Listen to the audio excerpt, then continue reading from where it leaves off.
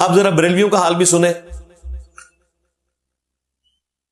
بریلوی جو علماء ہیں وہ درود ابراہیمی سے نفرت کرتے ہیں اور اسے وہابی درود کہتے ہیں،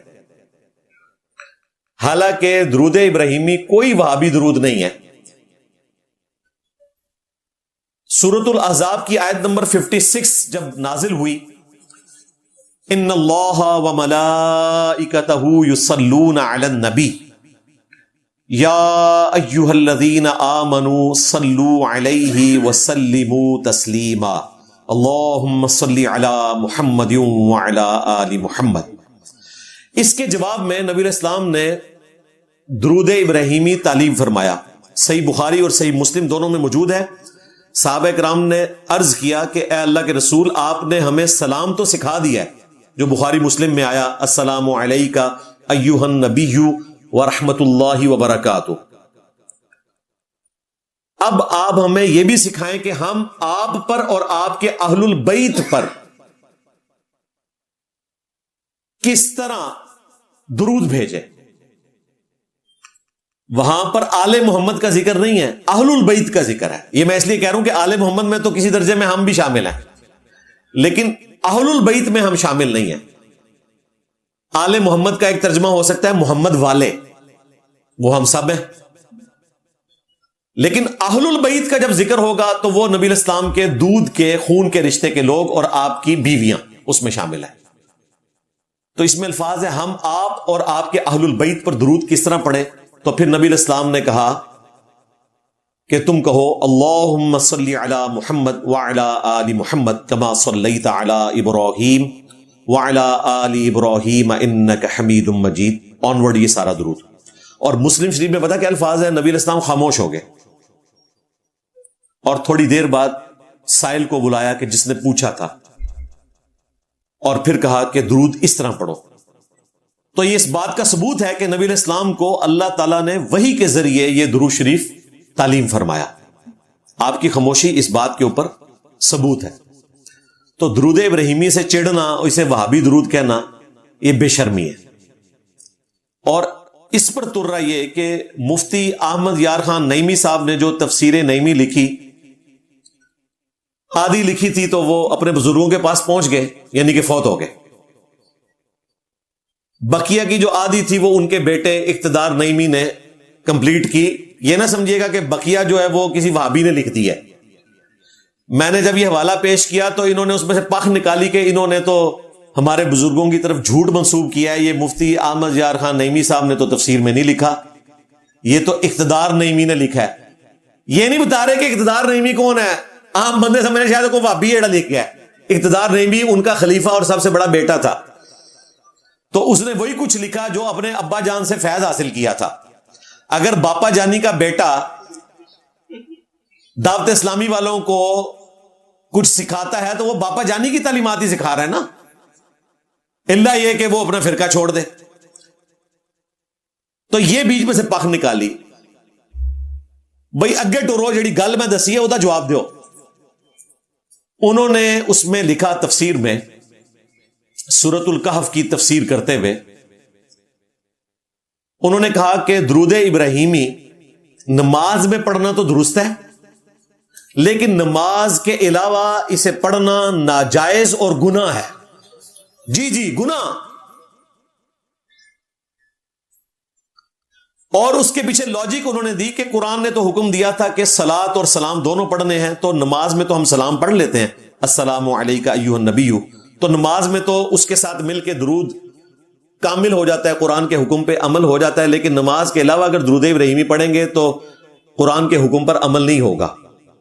یہ لاجک انہوں نے گھڑی. اور پھر اصلی بات بعد میں لکھی. انہوں نے کہا کہ وہابی لوگ چونکہ اس درود پر زور دیتے ہیں، ہاں، اور ان کے دیکھا دیکھی بعض جاہل پیروں نے بھی آج کل درود ابراہیمی سکھانا شروع کر دیا. یعنی جو پیر درود لکھی، درود ماہی، درود تنجینا جو خود مولویوں نے لکھے ہوئے ہیں، درود تاج، وہ سکھائیں تو وہ عالم پیر ہیں، اور جو درود ابراہیمی بخاری مسلم والا سکھائیں وہ کہتے ہیں یہ جاہل پیر ہیں. اب آپ کو پتہ چل گیا کہ جب مجھے جاہل کہہ رہے ہوتے ہیں تو آپ سمجھ لیں کہ مجھے عالم مان رہے ہیں، کیونکہ یہ جاہل اس کو کہتے ہیں جو بخاری مسلم کے مطابق ان کو کوئی مسئلہ بتائے یا قرآن کے مطابق کوئی عقیدہ بتائے، یہ اسے جہل سمجھتے ہیں. تو انہوں نے ریزن لکھ دی کہ اس وجہ سے ہم اسے سمجھتے ہیں، حالانکہ ردی کی ٹوکری میں پھینکنے والی ان کی بات ہے. ان کو یہ بات سمجھ نہیں کہ درود اور سلام یہ دونوں انٹرچینجبل چیزیں ہیں. جس طرح اردو میں خوش و خرم ایک جیسی چیز ہے، یہ انٹرچینجبل الفاظ ہیں، استعمال ہوتے ہیں. اسی طریقے سے درود و سلام انٹرچینجبل الفاظ ہیں. اس سے بڑھ کر یہ کہ 99.99% احادیث جو درود شریف کے فضائل پر آئی ہیں وہ صرف درود شریف سے متعلق ہے، ان میں سلام کا ذکر ہی کوئی نہیں. مثلا صحیح مسلم میں حدیث ہے، جو مجھ پر ایک دفعہ درود پڑے گا اللہ تعالیٰ اس پر 10 رحمتیں نازل فرمائے گا. اللہم صلی علی محمد وعلی آل محمد، اس میں سلام کا ذکر ہی نہیں ہے. ان کے بقول تو سلام کے بغیر درود پڑھنا گناہ کا کام ہے. تو اس کا مطلب آپ کو پتا ہے کیا ہے؟ نبی الاسلام جو ہے وہ گناہ تعلیم کر رہے تھے بقول ان کے. یہ ہوتے تو حضور کو کہتے ہیں نہیں یا رسول اللہ درود اور سلام دونوں ذکر کریں. آپ نے صرف درود کا ذکر کیا. صحیح مسلم میں یہ حدیث ہے، جو اذان کا جواب دے اور مجھ پر درود پڑے اور پھر الوسیلہ والی دعا مانگے تو میری شفاعت اس کے لیے حلال ہوگی، اس میں سلام کا ذکر ہی نہیں ہے. جامعہ ترمذی میں حدیث ہے، وہ شخص ہلاک ہو جائے جس کے سامنے میرا ذکر ہو اور مجھ پر درود نہ پڑے. اللہم صلی علی محمد وعلی آل محمد، اس میں سلام کا ذکر نہیں ہے. جامعہ ترمذی میں حدیث ہے، کنجوس ہے وہ شخص جس کے سامنے میرا ذکر ہو اور مجھ پر درود نہ پڑے. اللہم صلی علی محمد وعلی آل محمد، سلام کا ذکر نہیں ہے. اس طرح جتنی حدیثیں آپ اٹھائیں گے 99.99% احادیث میں صرف درود کا ذکر ہے، کیونکہ درود اور سلام انٹرچینجبل الفاظ ہیں. سنن نسائی میں حدیث ہے، جو ایک دفعہ درود پڑے گا اللہ تعالیٰ اس پر 10 رحمتیں نازل فرمائے گا، اور جو ایک دفعہ سلام پڑے گا اللہ تعالیٰ اس پر 10 دفعہ سلامتی بھیجے گا. درود اور سلام یہ انٹرچینجبل الفاظ کے طور پر استعمال ہوتے ہیں. درود نبی الاسلام کے لیے دعائے رحمت کرنا ہے، نبی الاسلام کے لیے سلامتی کی دعا کرنا بھی ان کے حق میں دعائے رحمت ہی ہے. ان باریکیوں میں پڑھ کے لوگوں کو درود و اسلام سے متنفر کروانا اس ظلم کے اوپر مبنی ہے. پھر سنن نسائی میں حدیث ہے، اللہ کے محبوب صلی اللہ علیہ وآلہ وسلم نے صحابی کو نصیحت کی، مجھ پر درود پڑھنا لازم کر لو، خصوصاً اپنی دعاؤں میں پڑھا کرو اللہم صلی علی محمد وعلی آل محمد. جو میں پڑھتا ہوں، جو ہم نے یہاں لکھا ہوا ہے، یہ درود شریف ذرا کیمرے میں دکھائیں جی ان کو. یہ درود شریف جو ہم نے لکھ کے لگایا ہوا ہے، یہ بھائی وہ درود ہے جو سنی درود بھی ہے اور شیعہ درود بھی ہے. شیعہ تو یہ درود پڑھتے ہیں نا، تو یہ پرفیکٹ درود ہے. سنن نسائی میں نبی الاسلام نے یہ درود خود تعلیم فرمایا ہے، اللہم صلی علی محمد وعلی آل محمد. وعلی آل محمد بھی پڑھ سکتے ہیں، وآل محمد بھی پڑھ سکتے ہیں، وآلہ یا وآلہ یہ بھی پڑھ سکتے ہیں، پرفیکٹ ہو جائے گا. تو اس میں تو سلام نہیں ہے، اور نبی الاسلام نے کہا کہ دعا میں یہ پڑھا کرو. اور جامعہ ترمذی میں 2 احادیث ہیں جن کو میں اکٹھا کر کے بیان کر دیتا ہوں کہ نبی الاسلام نے کہا کہ جو شخص اللہ کی حمد اور درود شریف پڑھ کر اللہ کی طرف متوجہ ہوگا اللہ تعالیٰ اس کی دعا کو قبول کرے گا. بلکہ نبی الاسلام نے کہا سل تعطا سل تعطا، مانگ تجھے دیا جائے گا، مانگ تجھے دیا جائے گا. اس میں سلام کے الفاظ ہی نہیں ہے، اللہ کا ذکر اور درود. لہذا یہ جو انہوں نے ڈرامہ بازی شروع کی ہوئی ہے اور اس کی بنیاد کے اوپر لوگوں کو گستاخ کہتے ہیں اور درود ابراہیمی کی توہین کرتے ہیں، ان کو شرم کرنی چاہیے. اللہ سے ڈر جاؤ. اس درود کی توہین کر رہے ہو، اسے ناقص کہہ رہے ہو، اس کو پڑھنے کو گناہ کہہ رہے ہو کہ جو نبی الاسلام نے تعلیم فرمایا. اللہ کے محبوب صلی اللہ علیہ وآلہ وسلم کو پتا تھا کہ یہ کامل درود ہے، اس میں سلام بھی شامل ہے. اللہ تعالیٰ کا جو حکم درود ہے وہ اس میں فلفل ہو رہا ہے. انہوں نے خود سے اپنی جو ہے ضرب تقسیمیں یہ کرتے ہیں. وہ کہتے ہیں نہیں فقہا جو ہیں وہ اس درجے پہ پہنچے ہوتے ہیں، درجے پہ پہنچ کے اے جناب میں ان کے کہاں کہ وہ دودھ تے دیندے نے لیکن وچ او پا کے اے تحقیقات ہوندیاں نے انہاں دیاں، لوگوں کو کنفیوز کر دیتے ہیں۔ اسی کی بنیاد کے اوپر اب انہوں نے اسپیشلی اردو میں سلام شروع کیا ہوا ہے جمعے کی نماز کے بعد۔ مصطفیٰ جان رحمت پہ لاکھوں سلام، جو نہیں پڑھتا کہتے ہیں یہ درود شریف کے منکر ہیں۔ جی اعلیٰ حضرت سے پہلے جو نہیں پڑھتے تھے وہ بھی منکر تھے، اور اعلیٰ حضرت نے تو یہ سکھایا ہی نہیں تھا۔ اعلیٰ حضرت نے تو کہا تھا میری میت کے ساتھ پڑھنا ہے کعبے کے بدر الدجا تجھ پہ کروڑوں درود۔ مصطفیٰ جان رحمت پہ لاکھوں سلام تھے، انہوں نے کہا ہی نہیں تھی۔ ویسے کلام بہت اچھا ہے، نعت کے طور پر آپ پڑھیں، لیکن اس کو ایک روٹین بنا کے، ایک اجتماعی شکل دے کے، دین کا حصہ بنا کے، جمعے کا حصہ بنا کے، اور جو نہیں پڑھتا اسے گستاخ رسول کہنا۔ اور پھر جب ہمارے جیسے لوگ ان پہ نقد کرتے ہیں تو کہتے ہیں جی ہم نے کوئی اس کو واجب تو نہیں قرار دیا ہوا۔ تو واجب تو قرار دیا ہوا ہے، آپ نے لوگوں کو مصیبت میں ڈالا ہوا ہے بھائی، فتویٰ بازی کرتے ہیں لوگوں کے اوپر آپ۔ تو یہ مسئلہ بھی اللہ کے فضل سے میں نے کلیئر کر دیا۔ اب آخری علمی پوائنٹ کی طرف آ جائے، وہ لبیک یا رسول اللہ۔ دیکھیں لبیک یا رسول اللہ کو مکس کرنا اس اعتبار سے کہ ہم حج کے موقع پر اللہم لبیک پڑھتے ہیں تو اس کی وجہ سے یہ ایک جیسے الفاظ ہیں تو یہ شرک ہو جاتا ہے، تو یہ بالکل زیادتی پہ مبنی ہے۔ اس کی وجہ یہ ہے کہ یہ سب کچھ نبی علیہ السلام کے ساتھ ہو چکا ہے اور آپ نے اسے انڈورس کر کے دین کا حصہ بنا دیا۔ صحیح بخاری اور صحیح مسلم دونوں میں کئی ایک احادیث ہیں، میں ایک مشہور ترین حدیث پیش کروں گا سیدنا معاذ ابن جبل رضی اللہ تعالیٰ عنہ علیہ السلام کے حوالے سے۔ وہ کہتے ہیں کہ اللہ کے محبوب صلی اللہ علیہ وآلہ وسلم نے مجھے اپنی سواری کے پیچھے سوار کیا ہوا تھا، خوش نصیبی دیکھیں، اور پھر آپ نے چلتے ہوئے مجھے کہا یا معاذ، اے معاذ، تو میں نے کہا لبیک یا رسول اللہ، اے اللہ کے رسول میں حاضر ہوں، اور پھر ساتھ بولا کہ میں پوری تابعداری کے ساتھ آپ کے لیے حاضر ہوں۔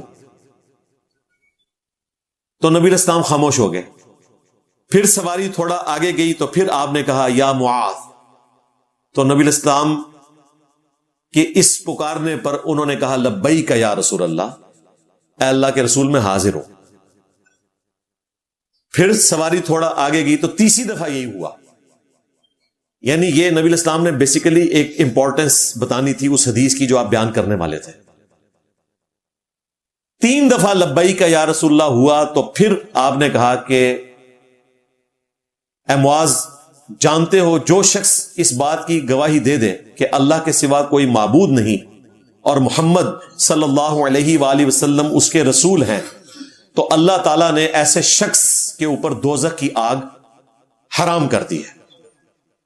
اب اتنی بڑی فضیلت تھی تو حضرت معاذ ابن جبل نے کہا کہ میں لوگوں کو یہ خوشخبری نہ سنا دوں؟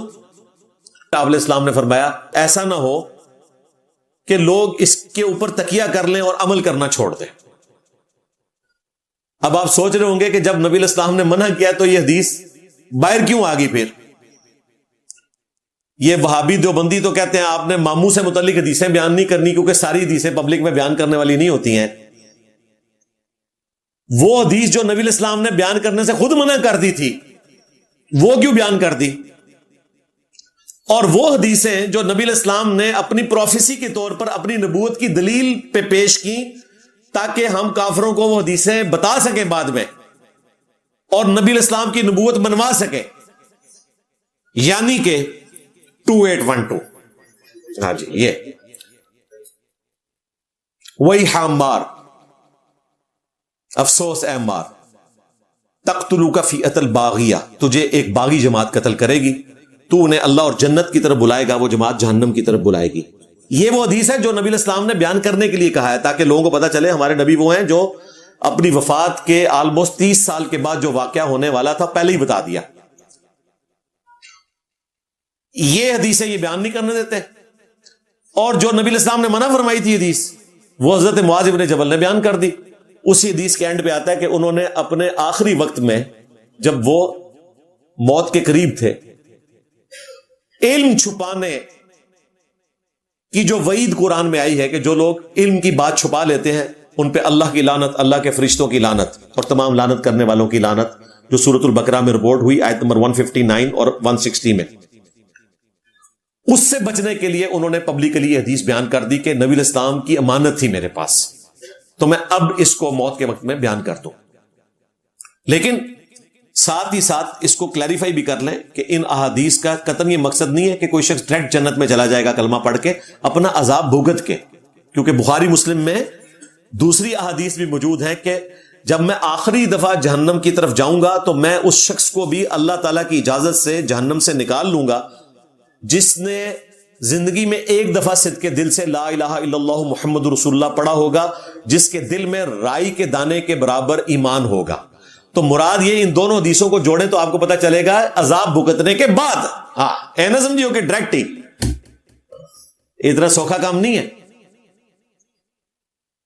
صحیح بخاری میں حدیث ہے میری پوری امت جنت میں جائے گی سوائے اس کے جس نے جنت میں جانے سے انکار کر دیا۔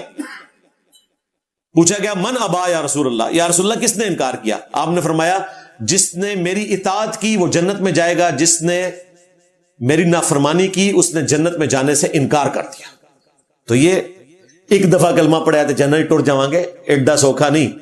حالت یہ ہے کہ ہم تو موم بتی کے فلیم پہ 1 منٹ کے لیے ہاتھ نہیں رکھ سکتے، دنیا کی آگ۔ اور بخاری مسلم میں آیا کہ وہ جو آخرت کی آگ ہے نا وہ اس دنیا کی آگ سے 70 گنا تیز ہے، اس کو کون برداشت کر سکتا ہے ہزاروں لاکھوں سال کے لیے، اور پھر اینڈ پہ جنت میں جا رہا ہو۔ ہم تو اللہ تعالیٰ سے دعا کرتے ہیں، اس کے بارے میں گمان رکھتے ہیں کہ اللہ تعالیٰ ہمیں بغیر حساب و کتاب کے ہی جنت الفردوس میں اپنے محبوب صلی اللہ علیہ وآلہ وسلم کا پڑوس عطا فرمائے، آمین۔ تو لبئی کا یا رسول اللہ والا مسئلہ بھی اس حوالے سے حل ہو گیا۔ اب آ جائیں ہمارے جو بریلوی فرقے کے لوگ اسی کانٹیکسٹ میں یا رسول اللہ کے حق میں وہ دلائل دیتے ہیں جو کمزور ہیں۔ میں نے مضبوط دلائل بیان کر دیے آج پوری گفتگو میں، اور وہ ایسی خطرناک گفتگو کر رہے ہوتے ہیں کہ جو خود ان کی ڈاکٹرن میں گستاخانہ ہے۔ مثلا الادب المفرد سے یہ امام بخاری کی کتاب سے پیش کرتے ہیں کہ عبداللہ ابن عمر کا پاؤں ایک دفعہ سو گیا تو ان کے پاس بیٹھے ہوئے ایک شخص نے کہا کہ آپ کو دنیا میں جو سب سے بڑھ کر محبوب ہے نا، آپ اس کو یاد کریں تو آپ کا پاؤں درست ہو جائے گا۔ تو انہوں نے کہا یا محمد صلی اللہ علیہ وآلہ وسلم، تو ان کا پاؤں درست ہو گیا۔ اور یہ ہمارے بریلوی علماء پیش کر رہے ہوتے ہیں دیکھیں جی یا رسول اللہ ثابت ہوا، جی یا رسول اللہ تو ثابت نہیں ہوا، یا محمد ثابت ہوا، اور یا محمد کہنا تو گستاخی ہے جی۔ سورۃ الحجرات میں آیا یا ایھا الذین آمنوا لا ترفعوا اصواتکم فوق صوت النبی، اے اہل ایمان رسول اللہ کی آواز سے اپنی آواز کو بلند نہ کرنا، اور ان کے حضور اس طرح گفتگو نہ کرنا جس طرح آپس میں ایک دوسرے کے ساتھ کرتے ہو، ورنہ تمہارے اعمال برباد کر دیے جائیں گے اور تمہیں خبر بھی نہیں ہوگی۔ اور صحیح بخاری میں آیا کہ یہ آیات مبارکہ سیدنا ابو بکر عمر کے بارے میں نازل ہوئی جب انہوں نے انجانے میں رسول اللہ کے حضور اپنی آوازوں کو بلند کر دیا، آپس میں گفتگو کرتے ہوئے، نبی السلام سے بدتمیزی نہیں کی۔ ایک قبیلہ مسلمان ہوا، نبی الاسلام نے ایک فوکل پرسن مقرر کیا، حضرت ابوبکر نے کہا یہ بندہ زیادہ بہتر ہے، حضرت عمر نے کہا نہیں یہ زیادہ بہتر ہے، آپس میں لڑ پڑے۔ اور حضرت ابوبکر صدیق رضی اللہ تعالیٰ عنہ نے کہا کہ عمر تم ہر معاملے میں میری مخالفت کرتے ہو۔ اس پہ تلخ کلامی ہوئی تو یہ آیات نازل ہوئی۔ اور راوی حدیث ابن ابی ملیکہ تابعی کہتا ہے قریب ہے کہ اس مخلوق کے سب سے بہترین 2 بندے ابو بکر اور عمر برباد ہو جاتے جب انہوں نے انجانے میں رسول اللہ کے حضور اپنی آوازوں کو بلند کر دیا تھا۔ پھر انہوں نے آگے حدیث بیان کی۔ پھر اس کے اینڈ پہ آتا ہے کہ جب یہ آیات نازل ہوئیں تو حضرت عمر اتنا آہستہ بولتے تھے کہ نبی الاسلام کو سنائی نہیں دیتا تھا۔ آپ کہتے تھے عمر اونچا بولو، اتنا ڈر گئے۔ پھر اگلی آیات نازل ہوئی ان الذین یغضون اصواتهم عند رسول اللہ، بے شک جو لوگ رسول اللہ کے حضور اپنی آوازوں کو پس رکھتے ہیں یہی وہ لوگ ہیں جن کے دلوں کو اللہ تعالیٰ نے تقوی کے لیے جانچ لیا ہے، ان کے لیے مغفرت اور اجر کبیر ہے، اجر عظیم ہے، وہ ساتھ ہی فضیلت بھی مل گئی۔ اور یہ آیات آج بھی روزہ شریف کے اوپر لکھی ہوئی ہیں، بلکہ مفتی اعظم سعودیہ نے جو کتاب پرنٹ کی ہے حج اور عمرے کی، اس میں لکھا ہے کہ نبی الاسلام اپنی وفات کے بعد بھی ویسے ہی قابل احترام ہے جس طرح اپنی زندگی میں، لہذا قبر رسول کے پاس آج بھی کوئی آواز بلند نہیں کر سکتا۔ یہ وہ لوگ ہیں جن کے بارے میں یہ لوگ کہتے ہیں کہ وہابی گستاخ ہوتے ہیں. وہ کہہ رہے ہیں قبر رسول کے سامنے بھی آواز بلند نہیں کرنی, اور یہ قبر رسول کے سامنے کھڑے ہو کے نا مصطفیٰ جان رحمت پہ لاکھوں سلام پڑھ رہے ہوتے ہیں اونچی آواز میں. ان کو گستاخ کہتے ہیں جہاں اونچی آواز کرنا ہی منع ہے. وہ چپ کراتے ہیں, یہ ان کو کہتے ہیں نجدی ہیں. بھائی وہ تو اللہ کا حکم پورا کر رہے ہیں. تو اب مجھے بتائیں, جو رسول اللہ کی آواز سے آواز کو بلند کرے, آپ سے بدتمیزی نہیں, ویسے ان کے حضور آپس میں بات کرتے ہوئے, اور وہ ہوں ابو بکر اور عمر, اور اللہ کہے کہ تمہارے اعمال بھی برباد ہو جائیں گے اگر اب سے ایسا کیا, تو بابے شاہی کوئی نہیں. ہاں, ابو بکر اور عمر جیسا ہے ہی کوئی نہیں. تیرے جنید و بایزید تے شاہی کوئی نہیں. تو اسی ڈاکٹر اقبال دے شعر پڑھ دے رہو, فقر جنید و بایزید اسی ہے پڑھیں گے. میرے نبی سا ہے ہی کوئی نہیں, تیرے بابے تے شاہی کوئی نہیں. تم لوگ تو اتنے بڑے گستاخ ہو, تم نے رسول اللہ کی تعلیمات کے مقابلے پہ بزرگوں کو پیش کیا ہے. انہوں نے تو نبی علیہ السلام سے کوئی ٹکر نہیں لی ہوئی تھی, صرف آپس میں گفتگو ہوئی. تم نے تو رسول اللہ کے مقابلے پہ بابے لانچ کر دیے. میں نہیں کو بابا چھڑنا تھوڑا, اور بالکل کنو کٹ لو, کیونکہ میں جنرلی یہ سمجھتا ہوں کہ انہوں نے غداری کی ہے رسول اللہ کے ساتھ صلی اللہ علیہ وآلہ وسلم, اور ان کی غداری کی سزا میری شکل میں ان کے اوپر اسی طریقے سے لانچ ہونی چاہیے تھی. میرا نبی سا ہے ہی کوئی نہیں, تیرے بابے تے شاہی کوئی نہیں. یہ ان کی سزا ہے. کہنے نعرہ کتوں آیا بھائی, کم پایا نا تسی ایڈا وڈا. وائرس دی ویکسین تے آنی سی نا, مدنی ویکسین, یہ مدنی ویکسین ہے آپ کے وائرس کے اگینسٹ. تو تم لوگوں نے اپنے بابوں کو لانچ کیا ہوا ہے, ان کی تعلیمات کو. ہم پڑھتے ہیں ایاک نعبد و ایاک نستعین, تم پڑھتے ہو یا معین الدین چشتی, پار لگا دے کشتی. ہم پڑھتے ہیں ایاک نعبد و ایاک نستعین, تم پڑھتے ہو یا باول حق بیڑا تک, میں ڈوب دیتے تو بیڑے ہوں نہیں جے ترنے. تم پڑھتے ہو بری بری سرکار بری, کھوٹی قسمت کر دے ہری, سن فریاد پیران دیا پیرا, میری فریاد سنی کن تار کے ہوں. ابھی کل وہ ملیشیا گئے ہوئے تھے طارق جمیل صاحب, وہ پھر وہ باؤ صاحب کے وہاں پہ شعر پڑھ رہے ہیں. خدا کے لیے یار, آخری عمر میں اب قرآن حدیث لوگوں کو سناؤ, کیوں یہ ان لوگوں کے ساتھ کیوں لوگوں کو جوڑ رہے ہو؟ کہتے ہیں کہ جو چیزیں قرآن و حدیث کے مطابق ہیں نا وہ لے لینی چاہیے, اور جو قرآن و حدیث کے مطابق ہیں وہ تو پہلے ہی لکھی ہوئی ہیں قرآن و حدیث میں, میرا کیوں لینی ہے. ان کو بالکل پروموٹ نہ کریں بھائی, بالکل پروموٹ نہ کریں. ہاں, ان کے ماننے والوں کے لیے کبھی کوئی چیز کوٹ کرنی پڑ جائے وہ الگ بات, ادروائز یہ اس قابل نہیں ہے کہ آپ ان کو کوٹ کر کے پروموٹ کریں, کیونکہ لوگ دھوکہ کھا جائیں گے.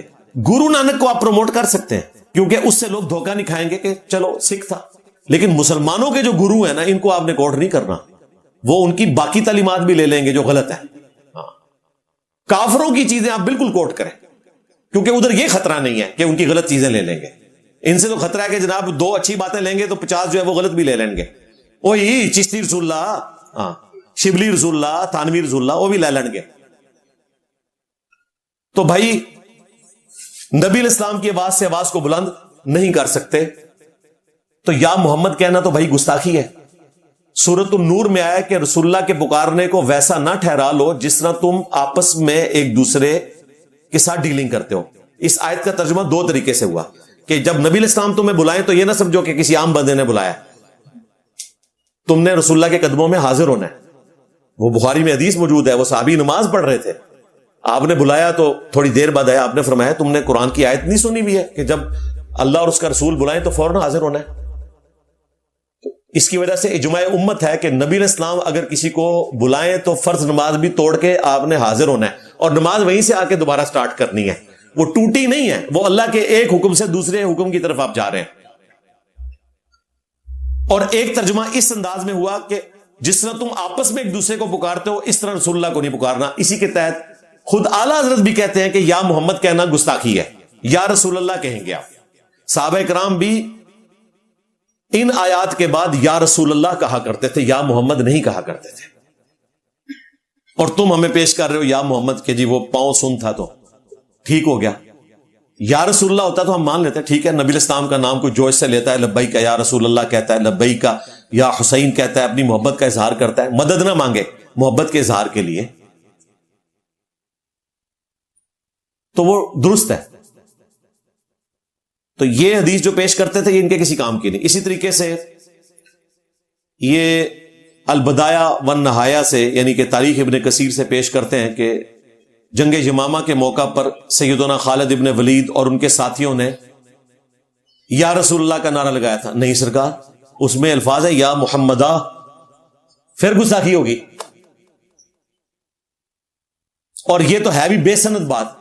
الادب المفرد والی جو بات تھی اس کی تو پھر بھی سند ہے, اگرچہ وہ ضعیف ہے, اس میں 2 راوی ہیں, دونوں مدلس ہیں, سفیان ثوری اور ابو اسحاق,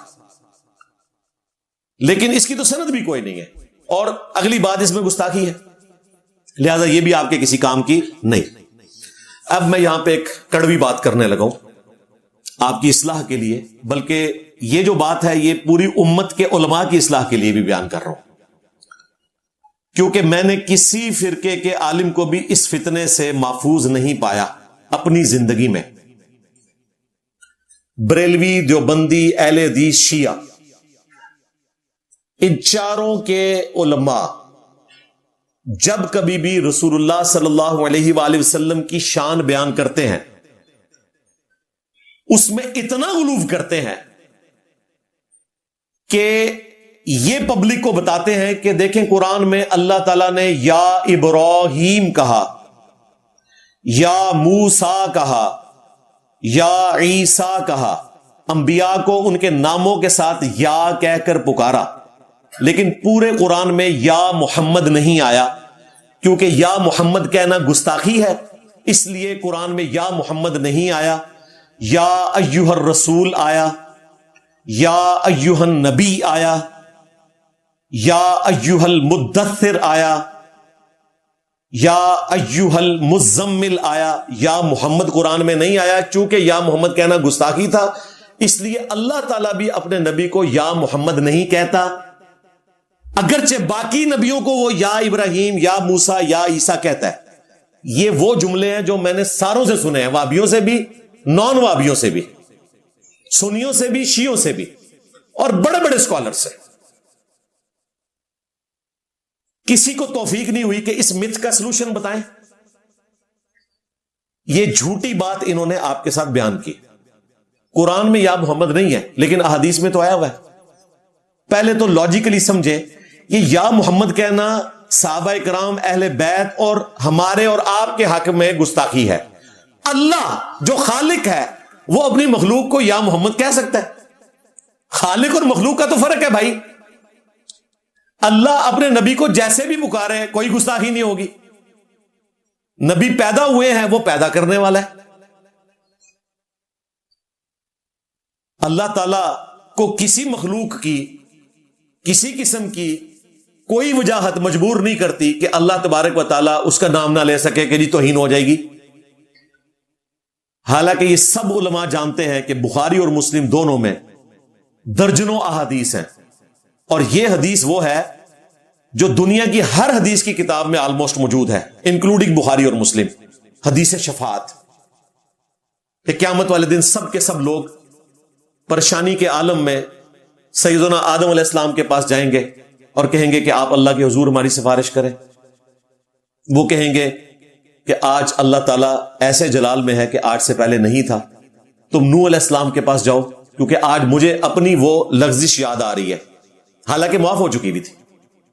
نوح علیہ السلام کے پاس جائیں گے, وہ کہیں گے کہ مجھے آج اپنی لغزش یاد آ رہی ہے, میں نے اپنے کافر بیٹے کے لیے دعا کر دی تھی.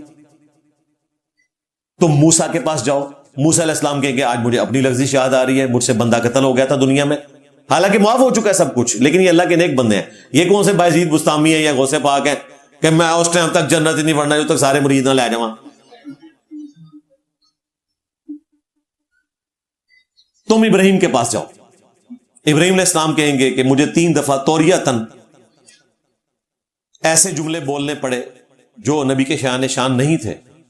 اب میں اس کی تفصیل میں نہیں جا رہا, وہ ٹاپک الگ سے, میری اس پہ ویڈیوز ریکارڈ ہے. تم عیسیٰ ابن مریم کے پاس جاؤ, عیسیٰ علیہ السلام کچھ بھی ذکر نہیں کریں گے اس طرح کا. ترمذی میں ایک روایت ہے کہ وہ ذکر کریں گے کہ مجھے لوگوں نے خدا ٹھہرا لیا تھا, مجھے آج خود ڈر ہے. حالانکہ یہ ان کا قصور نہیں تھا, بل ان کا ڈر درست ہے. وہ تو سورۃ المائدہ کا آخری رکوع ہے کہ اللہ تعالیٰ عیسیٰ ابن مریم سے پوچھیں گے. بہرحال عیسیٰ ابن مریم کہیں گے کہ تم محمد رسول اللہ کے پاس چلے جاؤ. وہ ہستی ہیں کہ جن کی اگلی اور پچھلی ساری خطائیں, یعنی کہ خلاف اولا چیزیں جو گناہ نہیں ہوتی, لغزشیں, اللہ نے معاف کر دی ہیں. تو لوگ رسول اللہ کے پاس حاضر ہوں گے صلی اللہ علیہ وآلہ وسلم. آپ علیہ السلام کہتے ہیں میں اللہ کے حضور سجدہ کروں گا, اللہ تعالیٰ مجھے کلمات حمد سکھائے گا, اس کے ذریعے میں اللہ کی حمد بیان کروں گا. پھر اللہ تعالیٰ مجھے حکم دے گا یا محمد صلی اللہ علیہ وآلہ وسلم, اپنا سر اٹھائیں, آپ سفارش کریں, آپ کی سفارش قبول کی جائے گی. آپ سوال کریں, آپ کا سوال پورا کیا جائے گا. اس میں کیا الفاظ ہیں؟ یا محمد. تو جو یہ ڈرامہ بازی لگائے ہوئے تھے مولوی آپ کے ساتھ, بریلوی, دیوبندی, اہل حدیث, شیعہ, سارے اس غلطی میں, اس حمام میں یہ سارے ننگے ہیں کہ جی اللہ سے کوئی یا محمد ثابت نہیں. اور یہ میں نے کوئی کونے خدرے سے حدیث دریافت کی کہ یہ دنیا کی سب سے مشہور حدیث ہے, حدیث شفاعت, یا محمد سر اٹھائیے. اور پھر جتنی دفعہ وہ سجدے میں جائیں گے ہر دفعہ یا محمد کے الفاظ ہیں. تو اللہ اپنے بندے کو یا محمد کہہ سکتا ہے. یہ ہمارے لیے تھی گستاخی کہ ہم نبی علیہ السلام کو نام سے پکارے, ہم یا رسول اللہ کہیں گے. پھر وہ مشہور حدیث جو جامعہ ترمذی میں, مسند احمد میں موجود ہے اور مشکات میں بھی آئی ہے, 748 نمبر حدیث, جو نبی علیہ السلام نے خواب میں اللہ تعالیٰ کی زیارت کی تھی, جس کے اینڈ پہ وہ دعا ہے جو نبی علیہ السلام نے کہا کہ یہ دعا سارے امتی سیکھیں, تمہارے نبی کا یہ خواب سچ ہے, امت تک پہنچاؤ. اللہم انی اسألک فعل الخیرات و ترک المنکرات و حب المساکین, جو میں نے کافی دفعہ دعا بیان کی کہ یہ یاد کریں. اس میں بھی الفاظ ہیں یا محمد. فرشتے آپس میں کس بات میں جھگڑا کر رہے ہیں, یا رسول اللہ کے الفاظ نہیں ہیں. اللہ یا محمد کہہ سکتا ہے, ہم نہیں کہہ سکتے. یہ جو اللہ کے اوپر انہوں نے پابندی لگائی ہوئی تھی نا, اور اس ادب کو اس لیول تک پہنچا دیا تھا کہ اس کا اینڈ رزلٹ یہ نکلنا تھا کہ رسول اللہ کو انہوں نے منی گاڈ بنا دیا ہے, اور بابوں کو انہوں نے منی رسول بنا دیا ہے. بھئی رسول اللہ اللہ کی مخلوق ہے, اللہ کے لیے کوئی وہ احترام والا رشتہ نہیں ہے کہ اللہ جو ہے وہ یا محمد نہیں کہہ سکتا, اس کا بندہ ہے. یہ ہمارے لیے پابندی تھی کہ ہم یا محمد نہیں کہہ سکتے.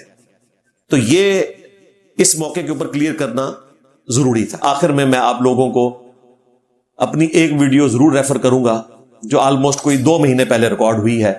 ہمارے جو استاد ہیں مفتی اکمل قادری صاحب حفظہ اللہ تعالی من الجنت والناس, انہوں نے پچھلے دنوں تھوڑی سی دلیری دکھائی اور کہا کہ جی ہم وسیلہ اور توسل یہ مانتے ہیں کہ کسی بزرگ کے مزار پہ جا کر اللہ سے دعا کرتے ہیں کہ اے اللہ اس بزرگ کا واسطہ, ہم بزرگ سے نہیں مانگتے. تو میں نے اپریشیٹ کیا تھا کہ بھئی اب آپ کا ہمارا ایٹ لیسٹ وہ توحید کے حوالے سے یہ والا جھگڑا ختم ہو گیا. اگلے مسئلے کو ہم بعد میں ٹیکل کریں گے, لیکن یہ جو بڑا مسئلہ تھا کہ آپ ڈائریکٹ جو فوج شدگان سے جا کے مانگتے تھے, ہمیں تو اعتراض اس پہ تھا ایاک نعبد و ایاک نستعین کی وائلیشن کے اوپر. تو میں نے اس کے اوپر ایک پوری تفصیلی ویڈیو 2 گھنٹے کی ریکارڈ کروائی ہے. اس میں کافی ساری امپورٹنٹ چیزیں جو میں آج ڈسکس کروں تو 5 پوائنٹس پہ 2 گھنٹے اور لگ جانے. وہ ویڈیو جن لوگوں کو اپنی آخرت کی فکر ہے اور وہ شرک سے بچنا چاہتے ہیں اور شیطانی دھوکوں سے بچ کر صحیح توحید پہ آنا چاہتے ہیں, وہ 2 گھنٹے کی ویڈیو وہ تمام چیزوں کو کور کرتی ہے. اس میں میں نے غیر اللہ سے مدد مانگنے کا جو عقیدہ انہوں نے گھڑا ہوا ہے اس کو ایڈریس کیا, صحیح وسیلہ کیا ہے اسے ڈسکس کیا, سماع موتا کا عقیدہ کہ مردے سنتے ہیں یا نہیں سنتے, کتنا سنتے ہیں, اس کو ایڈریس کیا. اور اس سے جڑے ہوئے جتنے ٹاپک تھے, مخالفین کے جو دلائل تھے میں نے وہ بھی ڈسکس کیے اور اسے منطقی انجام تک پہنچایا. وہ ویڈیو ایک ماسٹر پیس ہے عقیدہ توحید کے حوالے سے. اور بھی ویڈیوز ہیں توحید سے متعلق 10 دھوکے, وسیلے کے نام پر دھوکا, اور مجھے تم سے شرک کا خوف نہیں. یہ ہر ٹاپک الگ الگ بھی ریکارڈ ہے, لیکن وہ ایک ویڈیو آلموسٹ ان ساری چیزوں کو کور کر دے گی. تو وہ ویڈیو آپ ضرور دیکھیں. وہ ساری باتیں تھی جو میں نے آج اس کے ساتھ جوڑ کے کرنی تھی، لیکن چونکہ میں آلریڈی ریکارڈ کروا چکا ہوں، آج اسپیسیفکلی میرا ٹاپک تھا یا رسول اللہ سے متعلق عقیدہ، الصلاۃ والسلام علیک یا رسول اللہ، لبیک یا رسول اللہ، یا محمد کہنا، درود ابراہیمی اور سنی درود اور وہابی درود اور شیعہ درود، یہ چیزیں میں نے اس سے جو ریلیٹڈ تھی وہ آج ڈسکس کر لی۔ میرا خیال ہے اتنی گفتگو اس حوالے سے کافی ہے۔ صلو علی محمد و آل محمد، اللہم صلی علی محمد وعلی آل محمد و اصحاب محمد و ازواج محمد و امت محمد اجمعین الی یوم الدین، آمین۔